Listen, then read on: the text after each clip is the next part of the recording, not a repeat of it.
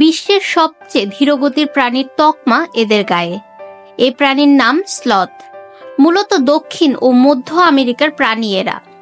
প্রাকৃতিক পরিবেশে এদের গড় আয়ু 20 বছর, তবে 30 থেকে 40 বছর বাঁচে বন্দি দশায়, অর্থাৎ চিড়িয়াখানায়। স্লথদের বসবাস বড় গাছে। আকার হতে পারে 42 থেকে 80 সেন্টিমিটার, ওজন 2 থেকে সর্বোচ্চ 10 কেজি। অথচ একসময় স্লথরা ছিল মানুষের চেয়েও দীর্ঘকায় প্রাণী। উচ্চতা ছিল 6.5 ফুটের বেশি।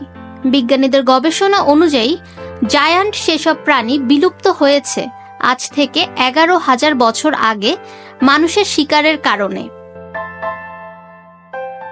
প্রতি বছর 20 অক্টোবর পালিত হয় বিশ্ব স্লথ দিবস।